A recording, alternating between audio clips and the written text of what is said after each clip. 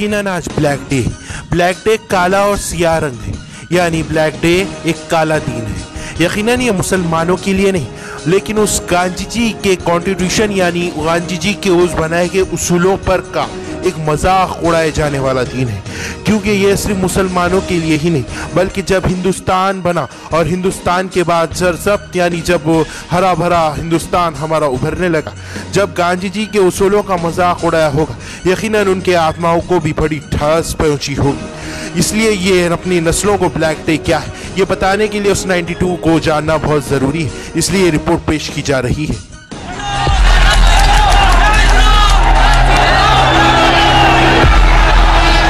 बाबर ने जो एक बार मंदिर को समाप्त करके यहाँ पर ढांचा खड़ा किया था, वैसे ही हमारे प्रधानमंत्री यदि सोचते हैं वो दूसरे बाबर बन करके फिर यहाँ पर मंदिर बनाएंगे,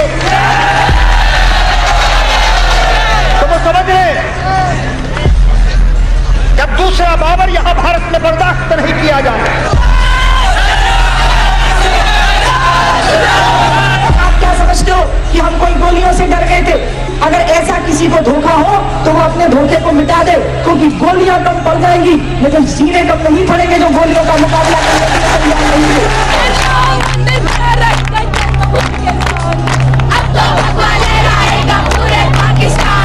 भगवान रामलला को हटा करके इस मंदिर को मस्जिद बनाएंगे, जिस दिन मस्जिद बना देंगे उसी दिन ढांचा हट जाएगा। कार सेवा रुक नहीं सकती, चाहे इसको संत महात्मा रोके चाहे नेता लोग रुके। आज इस ढांचे को गिराना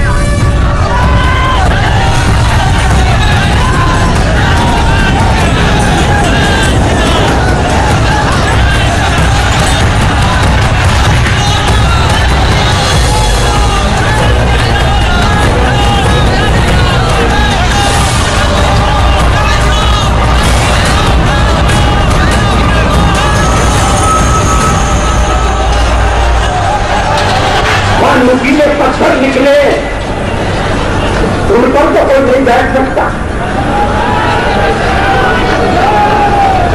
तो जमीन को समतल करना पड़ेगा, बैठने लायक बनाना पड़ेगा।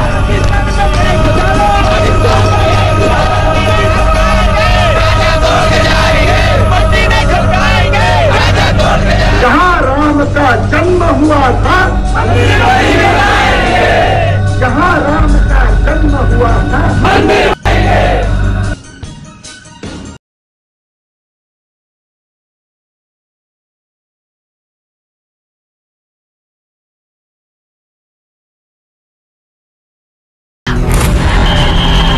अब तक 1 लाख से ज्यादा कार सेवक अयोध्या पहुंच चुके थे। अनहोनी की आहट दिल्ली भी सुन रही थी और लखनऊ भी। उत्तर प्रदेश के तत्कालीन मुख्यमंत्री कल्याण सिंह ने सुप्रीम कोर्ट से वादा किया था कि वो हर हाल में ढांचे को बचाएंगे, लेकिन अयोध्या में कुछ और ही चल रहा था। बीजेपी की बगलगीर बीएचपी कुछ और राग सुना रही थी। हमारा कोर्ट से कोई मतलब नहीं है, आप कोर्ट की बात क्यों बीच में ला रहे हैं? आपको हमने कहा है कोर्ट का जो यहाँ पर निर्णय आने वाला है वो हमसे उससे अप्रभावित है।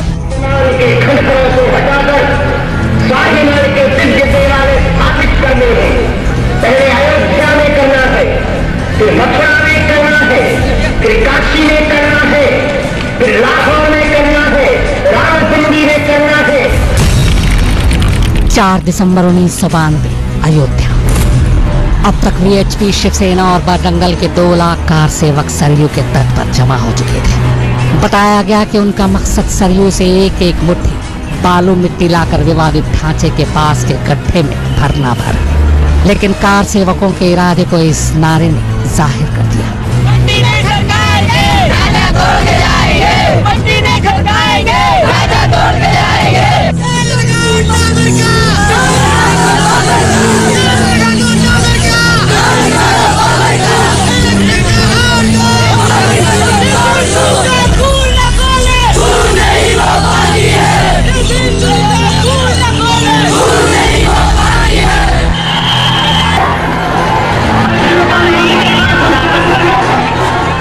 दिसंबर की शाम तक ये बात तय हो चुकी थी कि इस बार कार सेवकों के इरादे खतरनाक हैं। पत्रकार भी उनके निशाने पर थे, खासकर फोटोग्राफर और कैमरामैन। आरएसएस, वीएचपी और बजरंग दल के सीनियर नेताओं ने भी दबी जुबान में बताया कि बाबरी मस्जिद का गिरना तय है।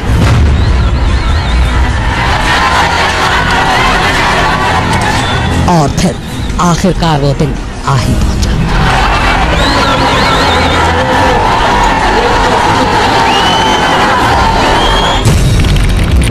6 दिसंबर 1992 सुबह 6 बजे अयोध्या। कार सेवकों की भीड़ कार सेवा के बहाने विवादित ढांचे के आसपास इकट्ठा होने लगी थी। मौके पर पुलिस प्रशासन और पत्रकारों का जमावड़ा था। सुरक्षा के लिए ढांचे के इर्द गिर्द पीएसी तैनात थी और यहीं संघ के स्वयं सेवकों ने भी घेरा बना रखा था। आज इस ढांचे को गिराना बनेगा, लेकिन मैं आप लोगों से यही कहना चाहूंगा कि गलन का ढांचा जो है सबसे पहले समाप्त हो जाना चाहिए।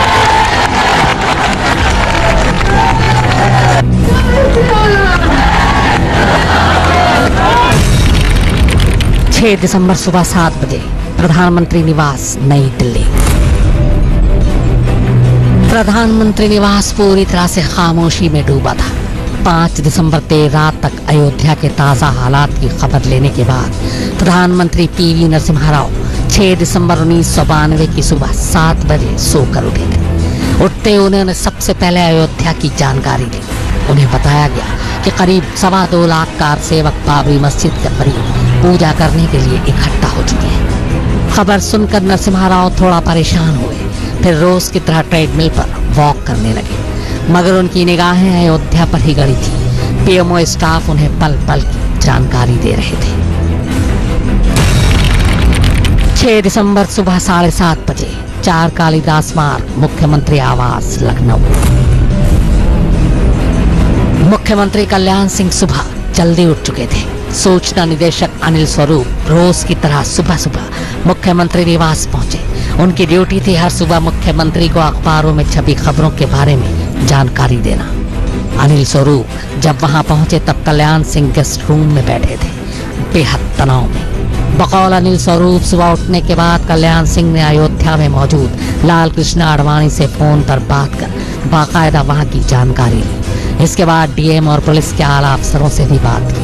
उन्हें बताया गया कि यहाँ हालात कंट्रोल में है।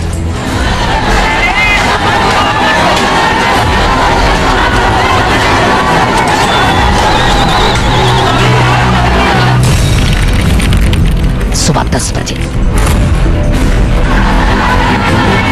बीजेपी और विश्व हिंदू परिषद के नेता सुबह 10 बजे से मौके पर पहुंचने लगे थे।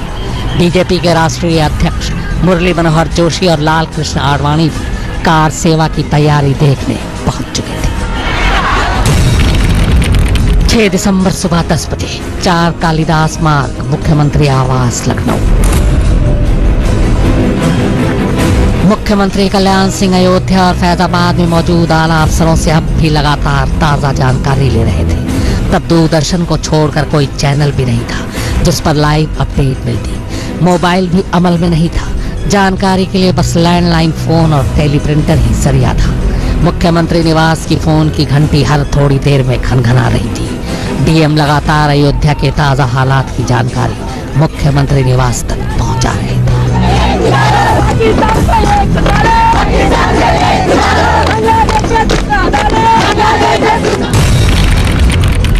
सुबह 10:30 बजे 10:30 बजते बजते राम कथा कुंज के मंच पर नेताओं का हुजूम इकट्ठा होना शुरू हो चुका था। यह मंच उस जगह से महज 200 गज की दूरी पर था जो कार सेवा के लिए तय की गई थी। यहाँ संतों और नेताओं को पूजा करनी थी, मगर इधर कार सेवक बेताब होने लगे थे और शासन प्रशासन के अधिकारी किसी भी अनहोनी की आहट को हंसी में उड़ा रहे थे। तैयारी कैसी है? पूरी तैयारी है, पूरी व्यवस्था बनी हुई है, लोगों में उत्साह है और कुछ होने की आशंका सब ठीक हो जाएगा। आपका अंदाज कुछ है? आपको कुछ अंदाज है? शांत व्यवस्था बनी रहेगी, सब ठीक रहेगा।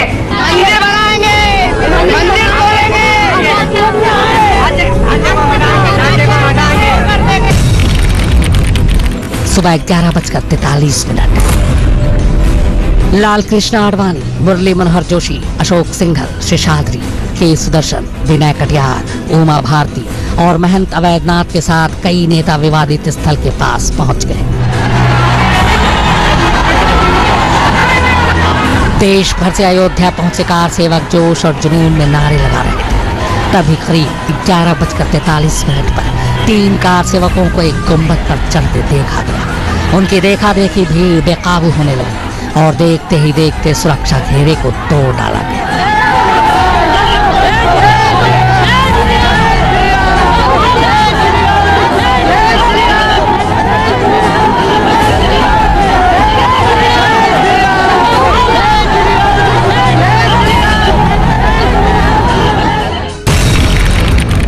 दिसंबर दोपहर 12 बजे प्रधानमंत्री कार्यालय नई दिल्ली। अयोध्या से दूर दिल्ली में भी हलचल तेज थी। अयोध्या से आ रही खबर दिल्ली को बेचैन करने वाली थी। दोपहर होते होते दिसंबर की सर्दी में भी तपिश महसूस होने लगी। इसके बाद अयोध्या से पहली बुरी खबर दोपहर करीब 12 बजे प्रधानमंत्री कार्यालय पहुंचती है।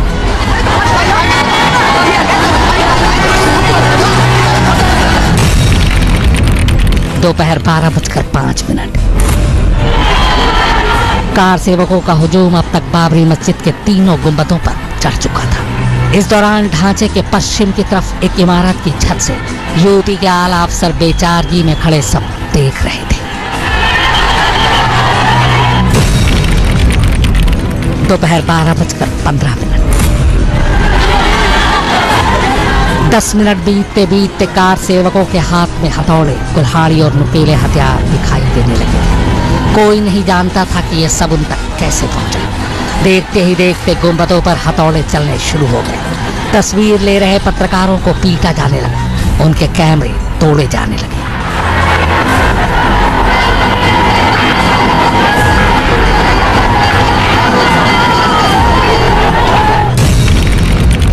दिसंबर दोपहर 12:30 बजे 4 कालिदास मार्ग मुख्यमंत्री आवास लखनऊ। मुख्यमंत्री कल्याण सिंह अपने 2 मंत्रियों लालजी टंडन और ओम प्रकाश सिंह के साथ थे। पहले गुंबद को ढा दिए जाने की खबर लखनऊ भी पहुंच चुकी थी। कल्याण सिंह के प्रधान सचिव योगेंद्र नारायण के मुताबिक उसी वक्त यूपी पुलिस के महानिदेशक SN त्रिपाठी भागते हुए आए और उन्होंने मुख्यमंत्री से फौरन मिलने की इजाजत मांगी, मगर कल्याण सिंह ने उन्हें इंतजार करने के लिए कहा। त्रिपाठी अयोध्या में कार सेवकों को कंट्रोल करने के लिए गोली चलाने की इजाजत मांगने आए थे, मगर कल्याण सिंह ने उन्हें इजाजत देने से मना कर दिया। दोपहर 1:55। अब तक उन्मादी भीड़ ने बाबरी मस्जिद के विवादित ढांचे के 3 में से एक गुंबद को गिरा दिया था। गुंबद के गिरने की वजह से मलबे में करीब 25 कार सेवक दबकर घायल भी हुए, जिन्हें तुरंत अस्पताल पहुंचाया गया।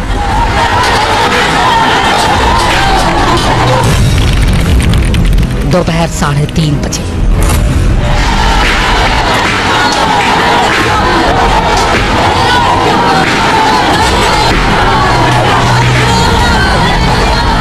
कुछ नेताओं के मुंह से एक धक्का और दो, बाबरी मस्जिद तोड़ दो के नारों के बीच करीब 3:30 बजे तक कार सेवकों ने दूसरा गुंबद भी जमीन दोज कर दिया। अब मुख्य गुंबद ही बचा था। हमला उस पर भी जारी था। उधर तब तक अयोध्या में दंगों की शुरुआत हो चुकी थी। शाम 4:49। कार सेवकों की भीड़ ने मुख्य गुंबद को नीचे की तरफ से तोड़ना शुरू कर दिया। उस पर तब तक वार किए गए जब तक वो पूरी तरह गिर नहीं गया। शाम के 5 बजते बजते आखिरी गुंबद भी नीचे आ चुका था।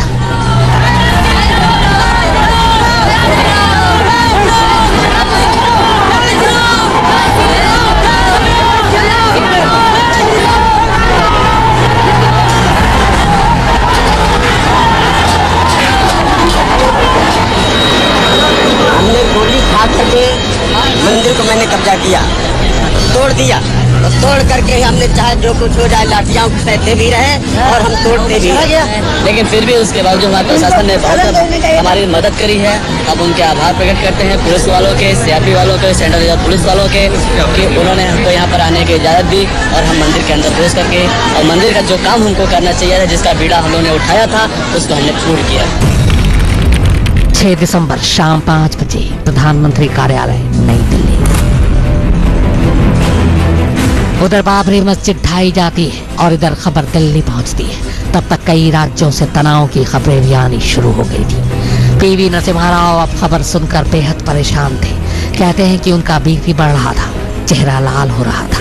लिहाजा उनके डॉक्टर ने एहतियातन उन्हें दवा दी, जिसके बाद वो मंदिर में पूजा करने के लिए चले गए। 6 दिसंबर शाम 6:15 बजे 4 कालिदास मार्ग, मुख्यमंत्री आवास, लखनऊ। मुख्यमंत्री को यूपी में राष्ट्रपति शासन लगाए जाने की खबर मिल चुकी थी। इसी के बाद वो सूचना निदेशक अनिल स्वरूप से एक पेपर पर राज्यपाल के नाम बहुत ही संक्षेप में इस्तीफा लिखने को कहते हैं।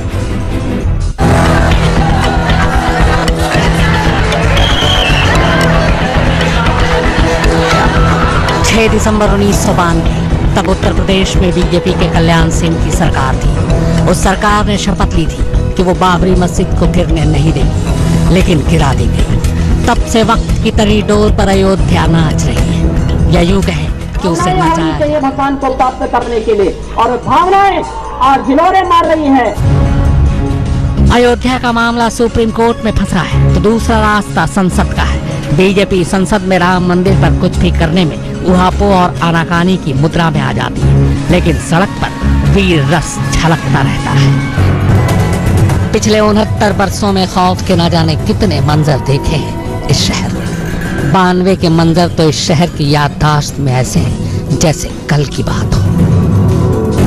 एक तरफ है हमारी तारीख की ये तस्वीरें, ये जुनून, जज्बात के इस सैलाब में सियासत की नाव पार लगाते हमारे लीडर। लेकिन हाल की सच्चाई ये है कि आज हर देशवासी चाहता है कि ये इतिहास बस इतिहास रहे। बड़ी भारी कीमतें चुकाकर हमने आज़ादी हासिल की थी, खून में नहाकर हमने इसे पाया था। लेकिन अभी नई सुबह में हमने आंखें खोली ही थी। अभी हमें अपने अंधेरे को तरक्की की रोशनी में धोना ही था। अभी अपने नामुकम्मल ख्वाबों को हकीकत की जमीन पर बोना ही था। क्या अचानक सन 1949 की एक सुबह अयोध्या स्थित बाबरी मस्जिद में भगवान राम की मूर्ति पाई गई, और इसके साथ ही करीब 300 साल से चले आ रहे इस विवाद में अचानक एक नया मोड़ आ गया।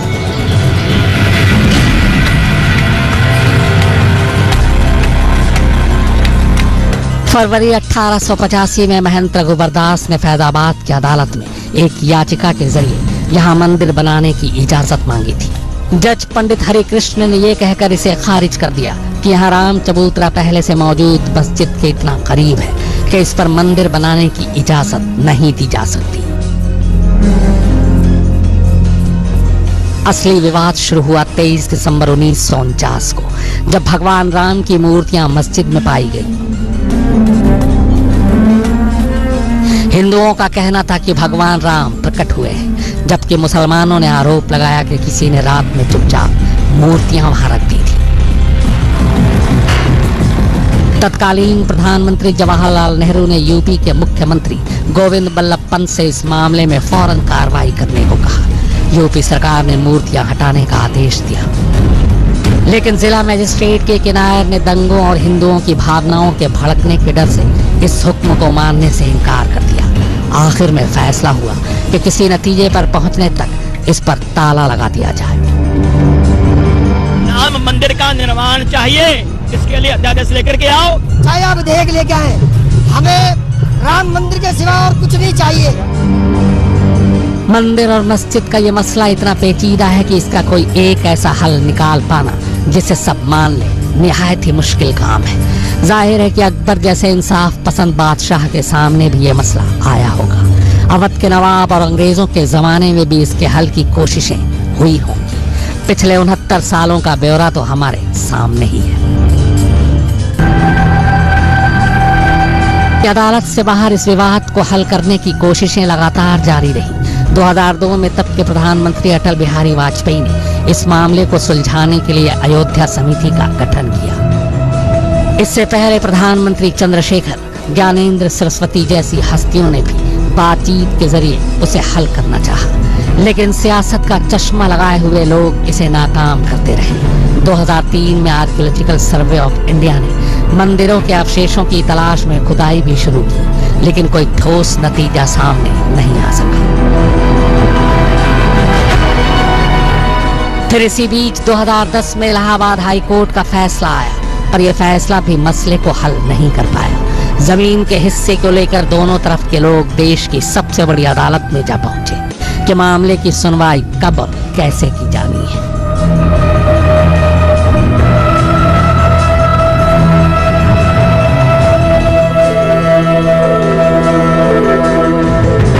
हालांकि अदालत के बाहर भी लगातार ये कोशिशें की जाती रही हैं कि इस विवाद का हल किसी तरह बातचीत से निकल आए। इन कोशिशों में हर धर्म और मजहब के लोग शामिल हुए। इसके पीछे शायद यही सोच है कि अदालत किसी एक के ही हक में फैसला लेगी, लेकिन मुश्किल यह है कि वादी भी अपना है और प्रतिवादी भी अपना। दोनों के दावे मजबूत, ऐसे में किसी एक वर्ग के मन में खटास आना तय है। मगर अफसोस कि हम ही कोशिशें भी करते रहे और किसी नतीजे पर पहुंचने से अपने आप को हम खुद ही रोकते भी।